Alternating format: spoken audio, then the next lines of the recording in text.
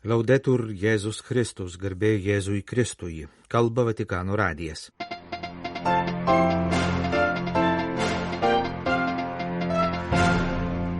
Antradienį gruodžio 17-ąją popiežiui Pranciškui sukanka 88 metai.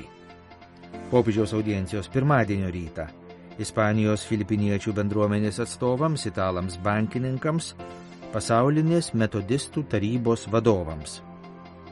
Tarp popiežiaus paskirtų naujų sinodo tarybos narių 2 moterys. Laidos pabaigoje kalbėsime apie buvusį vaikų namų auklėtinį, kuris tapęs kunigu padeda likimo nuskriaustiems vaikams.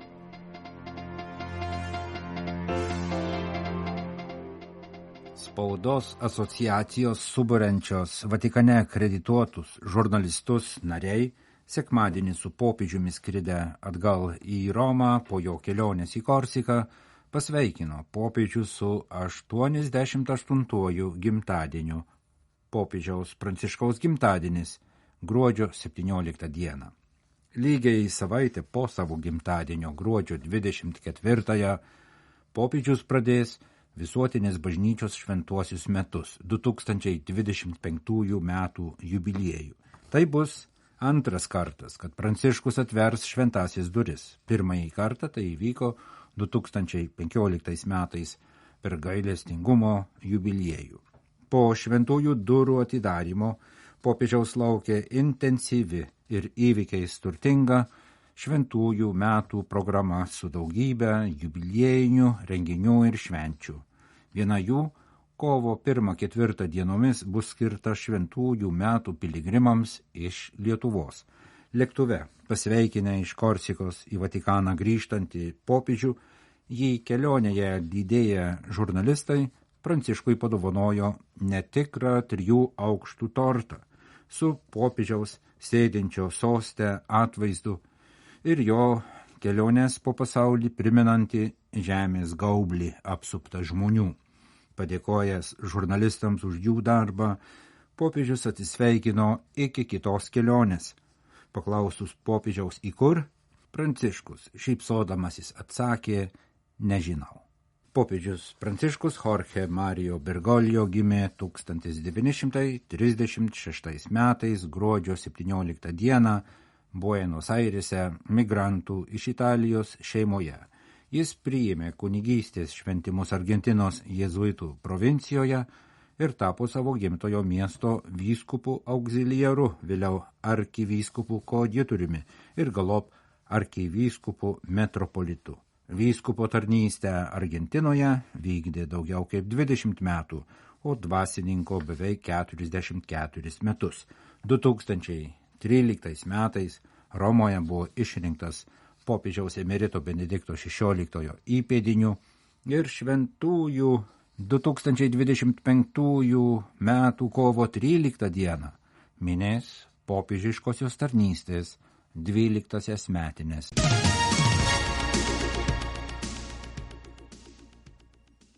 Pirmadienį gruodžio 16-ąją popiežius priėmė 60 asmenų, kunigų ir pasauliečių delegaciją atstovaujančią Ispanijos filipiniečių bendruomeniai. Jie surengė piligrimystę į Romą, minėdami pirmosios savo parapijos prieš 25 metus įsteigtos Barcelonoje sukaktį. Queridos hermanos y hermanas, estoy contento de recibirlos hoy aquí. Sveikindamas juos popiežius džiaugiasi, kad toli nuo savo gimtosios šalies gyvenantys katalikai filipiniečiai būrėsi į bendruomenės. Pranciškus paminėjo, kad be Barcelonos parapijos filipiniečiai turi savo parapiją ir Madride. Šios parapijos bažnyčia yra dedikuota Erškėčių vainiko Dievo motinai.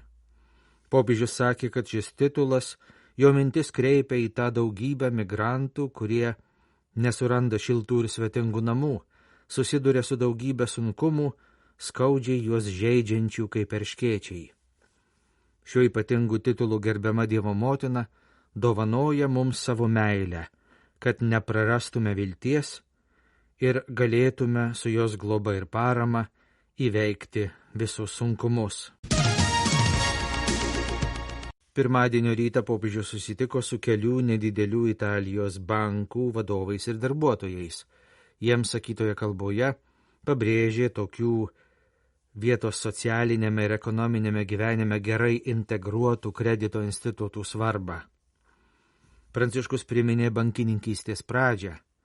15 amžiaus pirmoje pusėje atsiradusius paskolų institutus, kurie teikė pagalbą materialinių sunkumų ištiktiems žmonėms, padėjo pradėti verslą.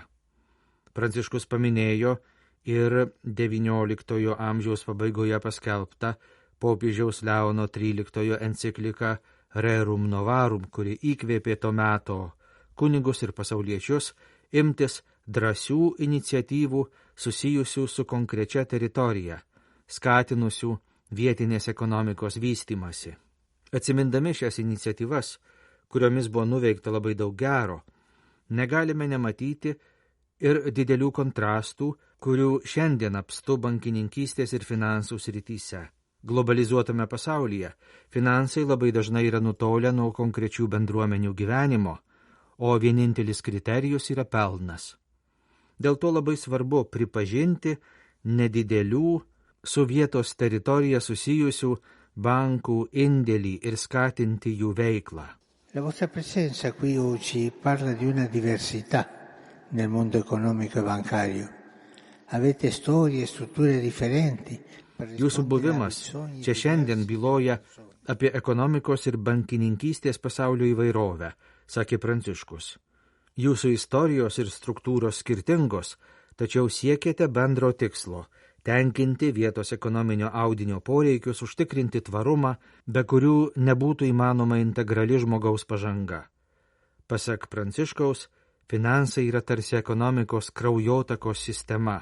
Jei jie kurioje nors vietoje užstringa, sutrinka cirkuliacija visame socialinėme kūne. Pabrėžęs, kad sveiki finansai neturi nieko bendra su lupikavimu ar spekulacija, popiežius linkėjo mažiesiems bankams būti vilties nešėjais tiems, kurie kreipiasi į juos, norėdami pakilti iš sunkių laikų arba atnaujinti savo verslą. Popiežius Pranciškus priėmė pasaulio metodistų tarybos pirmininkę vyskupę Deborah Wallace-Paget ir sekretorių pastorių Reinaldo Ferreira Leoneto, neseniai pradėjusius eiti pareigas. Kartu su jais audiencijoje dalyvavo kiti 4 tarybos nariai. Per lungo tempo tra metodisti e cattolici siamo stati estranei l'uno all'altro e anche sospettosi. Oggi però possiamo ringraziare Dio perché da qualche 60 anni Ilgą laiką katalikai ir metodistai buvo vieni nuo kitų nutolę ir įtariai vieni į kitus žiūrėjo, tačiau prieš 60 mečius buvo užmegzti kontaktai, kurie padeda gilinti tarpusavio bendrystę, sakė Pranciškus. Pasak popiežiaus, būtina sėkmingo ekumeninio dialogo sąlyga yra širdies atvėrimas. Kai viešpaties Jėzaus širdis paliečia mūsų širdis, ji mus perkeičia, kalbėjo popiežius. Tuomet ir mūsų bendruomenės sugeba leistis į kelionę, kaip Dievo dvasios vedami broliai ir seserys. Tai kelionė, kuriai reikia laiko, tačiau turime keliauti neišleisdami iš akių Kristaus širdies, nes būtent iš jo širdies mokomės bendrauti vieni su kitais ir tarnauti Dievo karalystei. Pranciškus priminė, kad jau netrukus krikščionys visame pasaulyje minės 1700 metų nuo Nikėjos susirinkimo, kuris buvo pirmasis visuotinis bažnyčios susirinkimas. Šis sukaktis mums primena, kad išpažįstame tą patį tikėjimą ir todėl visi turime pareigą rodyti visiems žmonėms vilties ženklus, liudijančius Dievo buvimą pasaulyje. Tai kvietimas visoms bažnyčioms eiti į regimą vienybę vedančių keliu, nepavargti ieškoti būdų, kad kaip meldė Jėzus visi būtų viena, sakė Pranciškus ir šią progą išsakė padėką teologams, kurie sudaro pasaulinės teologų tarybos ir katalikų bažnyčios bendrą tarptautinę dialogo komisiją. Galiausiai popiežius savo svečiams metodistams palinkėjo džiugių kalėdų. kalba Vatikano radijas. Tęsime programą.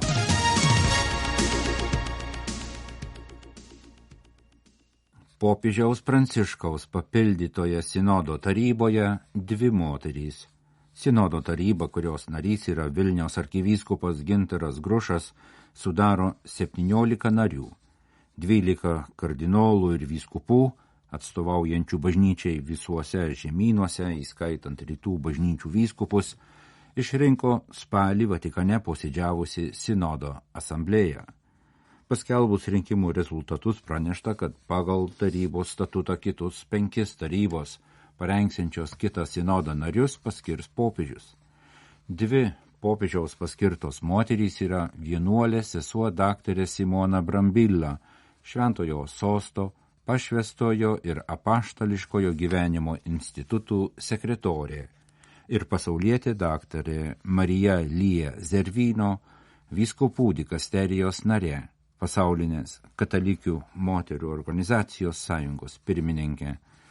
Gruodžio 13 dieną popiežius Pranciškus taip pat paskyrė dar 2 16 tarybos narius kardinolus, Žoną Klodą Holerichą, Liuksemburgo arkivyskupą, kuris pastarojoje sinodo asamblėjoje ėjo generalinio relatoriaus pareigas, ir Robertą Repolę, Turino arkivyskupą, popiežiaus paskirtą kardinolu šių metų gruodžio 7 dieną. Sesuo Simona Brambilla ir kardinolas Roberto Repolė irgi dalyvavo pastarajame sinode. Kardinolas kaip Italijos vyskupų konferencijos delegatas, sesuo Brambilla paguodos seserų kongregacijos misionierė, kaip popiežiaus paskirta asamblėjos narė. Sesuo Simona, sužinojusi apie skirimą į sinodo tarybą, pareiškė, kad labai tiki sinodiniu keliu. Pasak vienuolės, sinodo asamblėjoje išgyventa šventosios dvasios patirtis kviečia bažnyčią dar ryžtingiau eiti kartu, įsiklausyti į kitą, vieni kitus skatinti. Po šios patirties nėra atsigręžimo atgal. Mes einame pirmyn ir gilyn, pagauti judėjimo, kuris įtaigiai, bet švelniai veda mus į esmę to, kas esame kaip krikščionys, seserys ir broliai Kristuje. Meldžiu viešpaties malonės, kad galėtume vis labiau atverti savo širdis dvasios raginimams taip, kad ji perkeistų mus visus kaip asmenis, kaip bendruomenę, kaip bažnyčią ir kaip žmoniją, patikino sinodo tarybos nare popiežiaus paskirta vienuolė sesuo Simona Brambilla. Iš Monsos kilusi 59 metų sesuo Simona Brambilla yra psichologijos mokslų daktarė su misionierės ir slaugės patirtimi Mozambike. 1991 metais vienuolinius įžadus davusi sesuo Brambilla daugiau kaip 18 metų buvo paguodos seserų misionierių kongregacijos vadovybės narė ir daugiau kaip 10 metų jos vyresnioji. Nuo 2023 metų spalio sesuo Brambilla yra Pašvęstojo ir apaštališkojo gyvenimo institutų dikasterijos antrasis asmuo po prefekto. Antra popiežiaus sinodo tarybos nare paskirta moteris yra 73 metų argentinietė pasaulietė Marija Lija Zervino, pašvęstųjų tarnaičių asociacijos narė ir sociologijos dėstytoja Argentinos teologijos fakultete. Daktarė Zervino jau daugiau kaip 10 metį vadovauja pasauliniai katalikių moterių organizacijų sąjungai, atstovaujančiai 8 milijonų moterų ir 100 moterų organizacijų daugiau kaip 50 pasaulio kraštų. 2022 metais paskirta kartu su kitomis 2 moterimis Šventojo Sosto vyskupų dikasterijos nare. Marija Lija Zervino yra buvusi Argentinos vyskupų konferencijos teisingumo ir taikos komisijos pirmininkė. Šias pareigas ėjo, kai popiežius Pranciškus buvo Argentinos episkopato pirmininkas. Lygi šiol išrinkta arba paskirta 16 sinodo tarybos narių. Dar neaišku, kas taps 17 tarybos nariu, Jo bus Šventojo sosto dikasterijos vadovas, kurio kompetencijai priklausys būsimo sinodo tema. Ja po svarstymų su sinodo tarybos nariais nustatys popiežius, kuris vadovauja sinodo tarybos darbams. Pirmasis naujosios eilinės sinodo tarybos posėdis per vaizdo konferenciją įvyks gruodžio 17 dieną.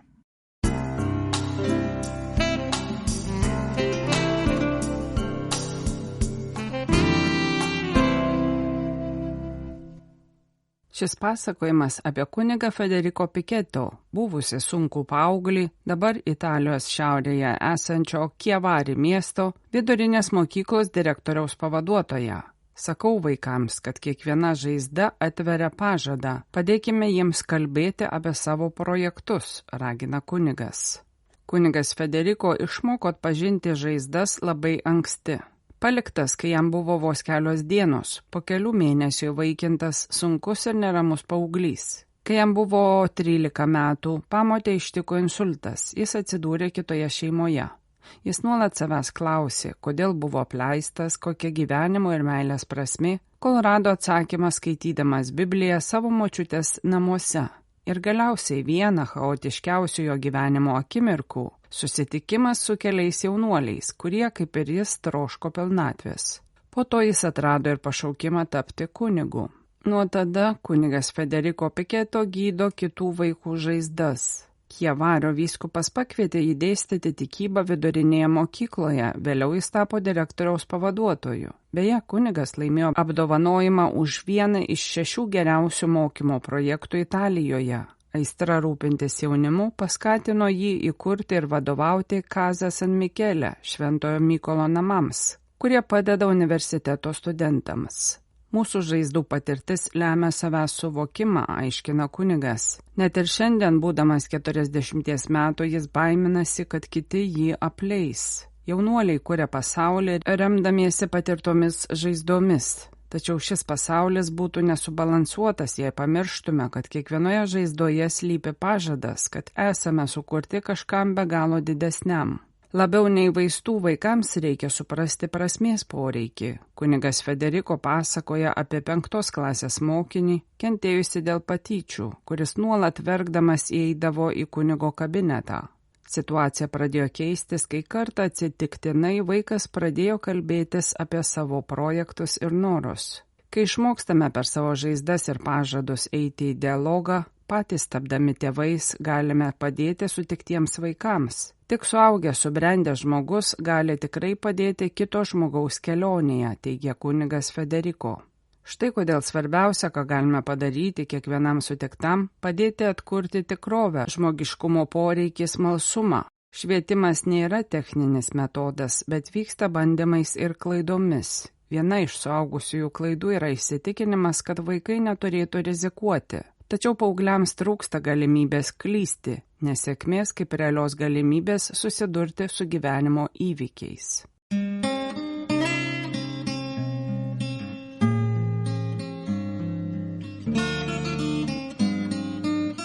Kalba Vatikano radijas. Laidą lietuvių kalba baigėme. Garbė Jėzui Kristui, Laudetur Jėzus Kristus.